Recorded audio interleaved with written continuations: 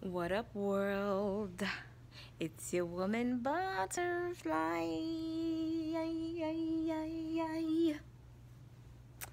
What's up, y'all? Look, y'all, I got a lamp. You know why? 'Cause the Lord is my light and salvation. Whom shall I fear?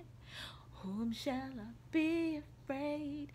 I will wait on you. I will trust you. I know I can't sing, y'all, but I freaking love that song. I wish it would. I'm gonna listen to it after I make this video, because that is my song. Y'all, I just got off work and I'm so tired. But you know what? A day at work, like a night at work, makes it feel so good to come home. Like when on days off, when I'm off, I be like kind of bored around here. Like it just like for the first day it's cool, but if it's 2 days in a row, I start feeling kind of antsy. Like I'm not being productive. I don't like that feeling. So it feels so much better to come home after you've been at work. All right. So I decided I'm gonna get on here tonight because I'm not gonna have no time within the next few days to get into this story that I need to freaking finish, and so that I can update everything, because stuff is happening. Like God is really showing off and showing himself and just blessing me and blessing me and blessing me. So I need to tell y'all the rest of these stories. Well, this story.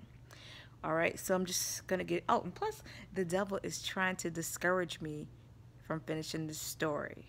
Okay, but I'm gonna finish it. I'm gonna tell it, right? Because it needs to be told.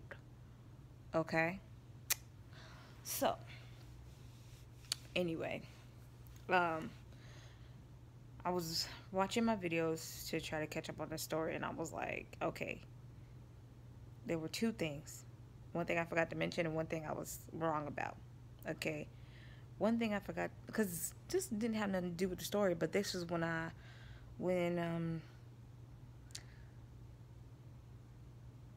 the devil started to show himself to me, because when you don't know or you're not aware of the spiritual realm, there's no need for them to mess with you. You're just going about your day not believing anything, and then finally at the end of your life you will see that something was going on all around you. Okay, but if you figure it out while you're alive, you start to see and hear stuff. Okay, and it's real life. Okay, like I'm so happy that I could see spiritually, and it's like, I'm not saying I can see everything, but I see a lot. I can see a lot, and God is spoon feeding me the wisdom. Okay, because it's too much sometimes. It's like, what in the freaking world? It's wild. Okay, and people think you're crazy, but you're not. Okay, you're really not. But anyway, okay.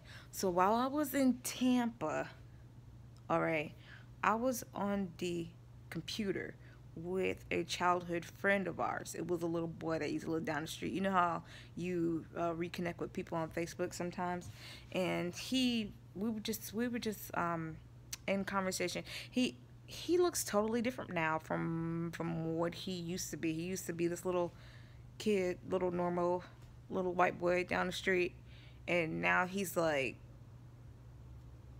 he's grown up or whatever, and he has like all these tattoos. He has one across his arm that says, I think it says Lucifer's helper. That's what I think it says. I'm not sure, but it's a satanic tattoo on his arm, and he's got like these long braids now.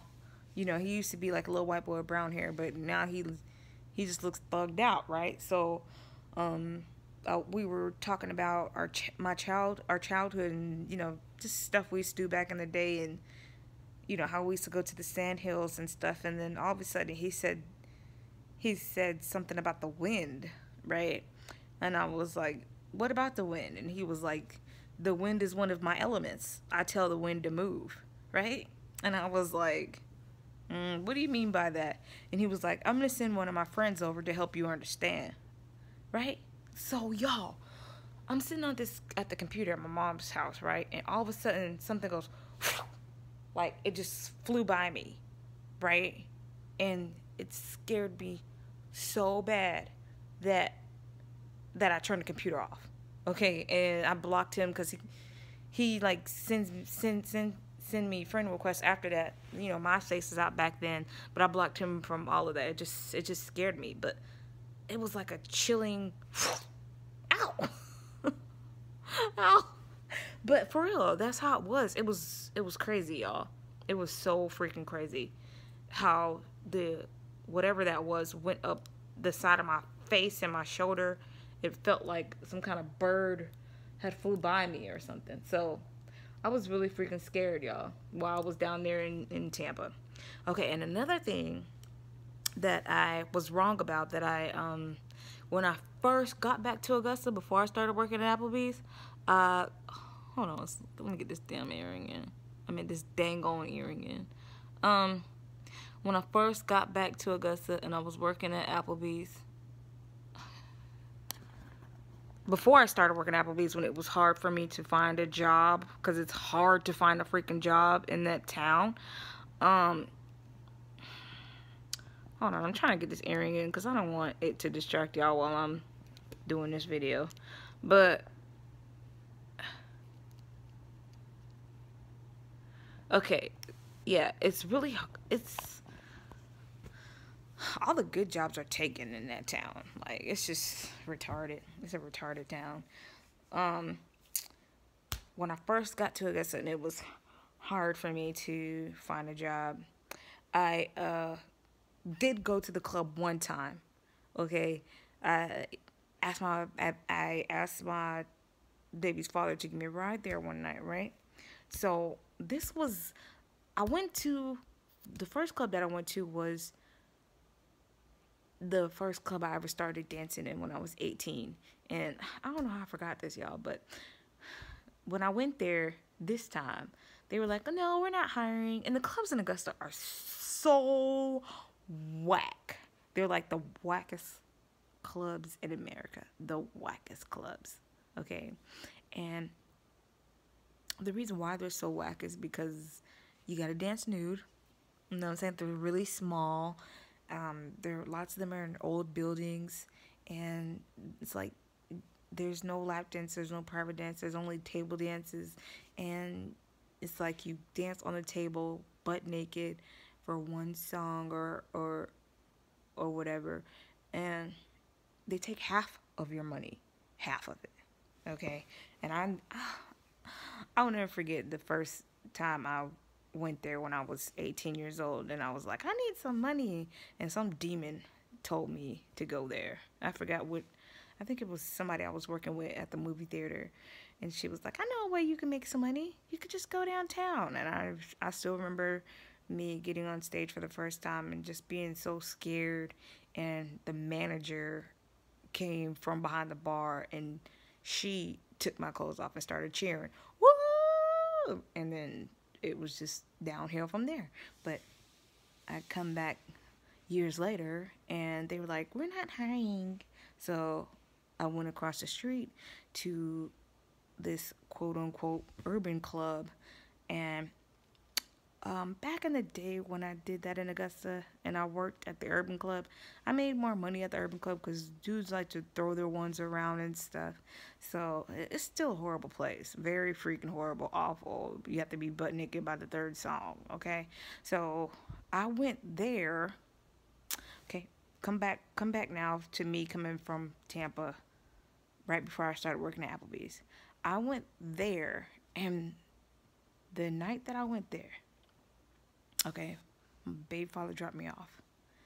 I went into the club, and before I got dressed, okay, I went in there and it was like, yeah, you can work. If you have your tip out, you can work, okay? And I was like, I don't have it, but I'll pay it after, right? And they was like, okay. because those clubs are run down. I think that one's closed now. The whole freaking block needs to close because it's just so gross. But anyway, so I went into the club, and before I could get dressed, the police came in the club because Augusta is a police town where the police harass everybody. The police came into the club and was like, everybody in here, we're going to check everybody's IDs in here. And everybody just, it was like some kind of announcement that he made, right? And I wasn't dressed yet, so I just ran out the door. Okay, and I ran down the street, and I called my baby father. He wasn't far, and I told him to please come pick me up and take me home because the police just came in this club, and they're I don't know what they're doing, some kind of rave or something. But now that I look back, that was a sign. Okay, so that was one part that I forgot. All right, so after that, I started working at Applebee's, and then all the other stuff I told y'all in the other video. Okay, so now we're at the part when my home was crumbling, and I was looking online at some club in Charlotte where Mr. Bad Romance was hyping every once in a while. That's how he always got me to come where he was at. He would post it online and post it and post it and post it, and I was like, this club looks kind of good. So the first time I went up there, my car broke down. But I got someone to fix my car and told him that I would pay him when I came back from Charlotte. So I started to go up to Charlotte and dance at this club called Club Onyx, right? So I really thought that Onyx was, I made money there. I made money at Onyx. Okay, I did. All right, but it don't matter. Like, you know, I thought it was better because it was cleaner. You couldn't smoke cigarettes, but it's still the same thing. It's still dancing for the devil. You're still taking your boobs out. You're still seducing people. You are definitely letting the devil and his demons use you. Okay, so while I was dancing at Onyx, all right, Mr. Bad Romance would hype there sometimes, and he seemed to be changing. His head was like really big, and he was like, sometimes he would speak to me, sometimes he wouldn't. He was giving me the same, it just was like, it was like a celebrity and a fan, you know what I mean? Like, I didn't know if he was gonna, because what I was trying to do was keep making money to pay my rent, or to catch up on my rent in Augusta. But the car that I had was not going to keep driving that 2 hours. That car eventually died when I was in Charlotte.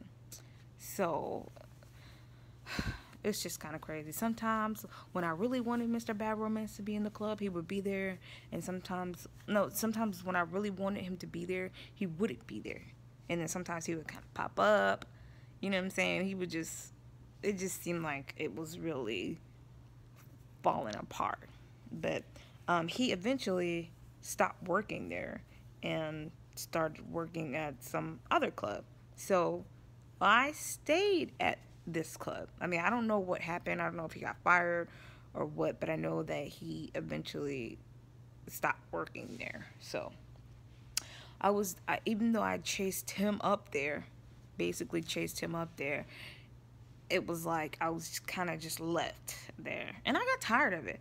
I was like, I'm tired of this what we're doing. I don't know what we're doing. I don't want it no more, right? My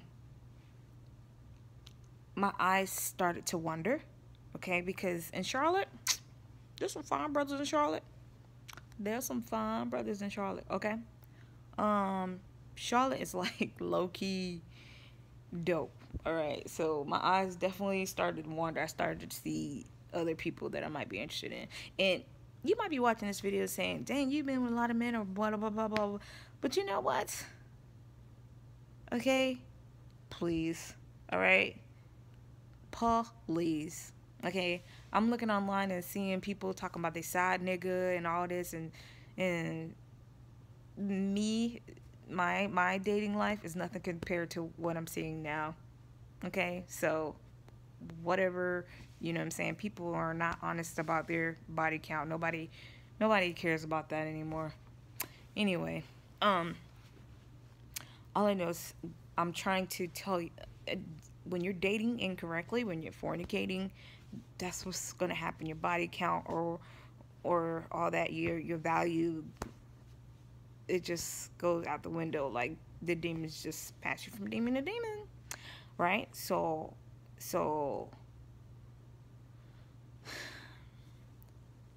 while I was in that club, I met people. All right. And Mr. Bad Romance, he was freaking jealous. He's jealous as hell, right? But only when he feels like he's really losing me to someone. Other than that, he didn't really care what I did. Okay? But if he feels like he's really losing me, then he acts possessive, right? Like if he sees that someone else has me, he will start to act right, and I'll fall for it, and then he'll be like, I got you back out here, and now I'm gonna go be myself again.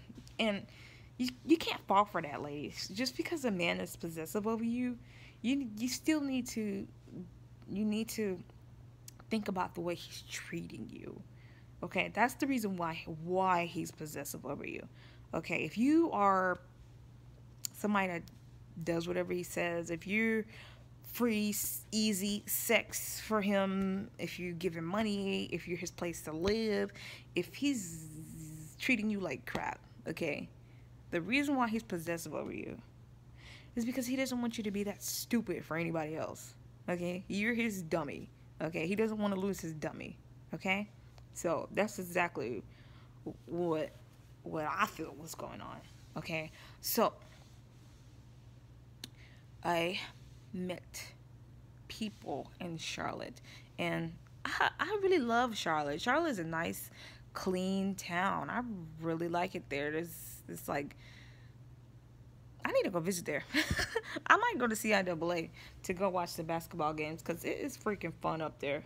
It's a fun town. It's a great place to raise a family, you know. And I started to see that in Charlotte. I was like, this is a great place, right? So like I said, I was trying to keep up with my rent, but I was also staying in hotels while I was in Charlotte. And of course that did not work out, especially since when I was in Augusta and I had my trailer or whatever, I had my daughter also, and in between, you know, trying to come back and forth from working in Charlotte, staying in hotels in Charlotte, and still having my home in Augusta, that didn't work out. Okay, that did not work out. Paying for hotels and trying to pay your rent at the same time, like, cause it was just a mess. Okay, I ended up just being stuck in Charlotte without my daughter. Okay, because I even bought her to Charlotte one time, and she loved it. You know what I'm saying? Like, we met nice people, we had fun, but there was one night, like, her babysitter was getting too expensive for me. Of course, because I was trying to pay my rent and pay for the hotel and feed us and pay for a babysitter. So one night I thought that she could stay by herself. You know, that money can really blind you sometimes. You know, no. Okay, she was old enough to, you know, sit there for a couple hours, and, you know, I gave her my phone and told her to give her some numbers to call just in case anything happened, and I thought that she would be okay. But what happened was, it started to rain and thunder, and she got really scared, and she called her dad, and her dad came and picked her up. So I was without her, and it's like the devil strips you. He strips you of things that you love, okay, when you working for him, okay, whether it be your children or a man or your family. People that do stuff that's working for him, Okay, he's going to take something from you, and if you don't feel it yet, you'll feel it when you die and your soul belongs to him. Okay, that's when you're going to feel it. He's using you to the very end, and you're going to pay the most. Okay, so anyway, I was in Charlotte working in the clubs, okay, meeting people, and I met someone in the club. Now, when I first met this guy, it was really strange, but we ended up getting married. All right, and I'm going to tell you what happened when I got married and how Mr. Bad Romance didn't like that at all. Okay, and he played a part in ruining it, and so did my husband, because the devil can play both sides of the fence. All right, it might not be. It's not about you. Okay, it's about your soul. Okay, so the devil can be in your husband, and he can also be in somebody else, and it could be both of them pushing you to to into the devil's arms. Okay, it could, if your wife is at home acting crazy, and then there's another woman that's caught your attention or whatever, that both of them can be the devil. Okay, he can be in more person than once, or he can have one of his demons helping him out. The thing is, you made an oath to be with somebody in front of God, on the Bible and all that, and that stuff is real. Okay, when you under oath, or when you're saying I do and stuff like that, that stuff is is real. It's not nothing to play with. And some people know that. My husband know that. That's why I'm gonna tell y'all about him on the next episode. But you guys need to stick with the story to the end, because it gets so crazy. But this video is getting long now, so I'll see y'all on the next episode. Bye, babies.